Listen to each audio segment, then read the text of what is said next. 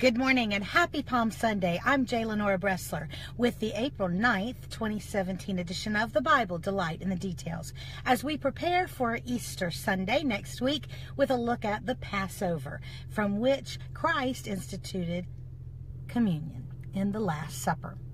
Now, today, as we talked about last time we were together, today, Palm Sunday, would have been preparation day for the Jews in that day, the time when they selected their Passover lambs. So all over Jerusalem, lambs would have been chosen to stay with the family for the next 4 days and therefore become very much symbolically aligned with the family.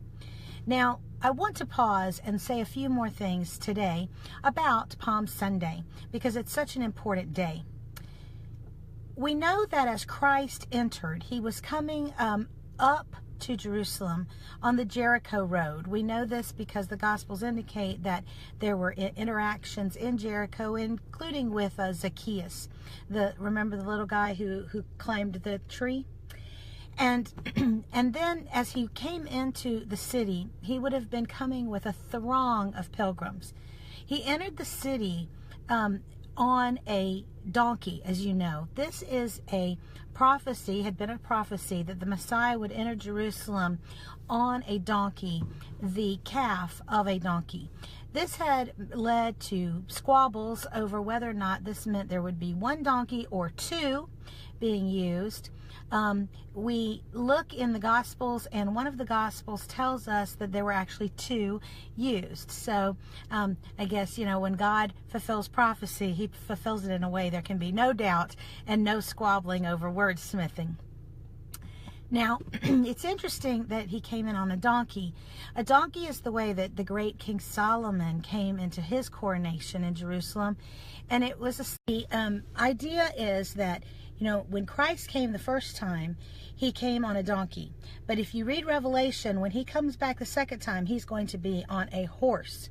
And this is important because he is coming back as the conquering king. He came first time as the willing, lowly servant. Very important.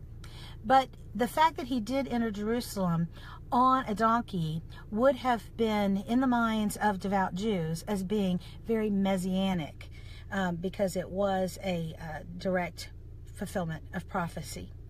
Now, we also know that they were throwing palm branches in his path. Jericho was known as the city of palms, and so many of those palms may very likely have been brought from Jericho by the pilgrims who were accompanying Jesus. But the palm branch at that time had become a national symbol. It was a symbol of the nation of Israel. Waving palm branches in that day would have been somewhat of the equivalent of waving an American flag today. And it was a sign of national unity and national affinity. So it did carry some political views as well as a religious connotation. Now, they were also saying, Hosanna, save us. This, again, had a political connotation at that moment because save us had become a political rallying cry of some sort for the desire for the Messiah to come. And there was, and it's interesting, there was not just in the Jewish world, but all over the ancient world, a feeling that something was about to happen, that somebody was going to appear on the scene. We know this from writings from other cultures that were not followers of the Jewish religion, that they thought that there was going to be the appearance on the scene of a great spiritual and political leader. And they were waiting for it. Everybody was. It was a very fascinating kind of thing. But so there was the political connotation, but there was also very much, particularly on Palm Sunday, a religious connotation. As we discussed last time, this was the selection of the Passover lambs. Now that included the official Passover lamb, you might say the national Passover lamb. On this day, the high priest had taken to going out outside of the city where he would select a lamb. Probably, by the way, very likely from the temple flock in Bethlehem, and then bring the lamb in. And as he was doing that, as he selected the lamb and was bringing it in, he would literally at this time have a procession through the streets. Now, the high priest procession with the little lamb probably coincided exactly with Christ entering Jerusalem. So we have people following the high priest with the real animal, little lamb, saying, Hosanna, Hosanna, because they understood that the death of that lamb and the blood would be shed for them as an atonement of their sins.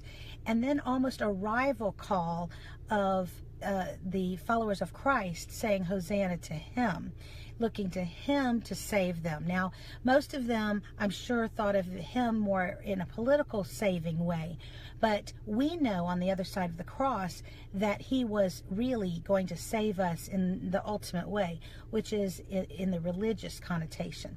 So it's absolutely fascinating when you think about how there very well could have been these rival, or maybe not rival so much as at the same time, concurrent processions through the street of Jerusalem crying, Hosanna, Hosanna, looking to the Lamb to save us.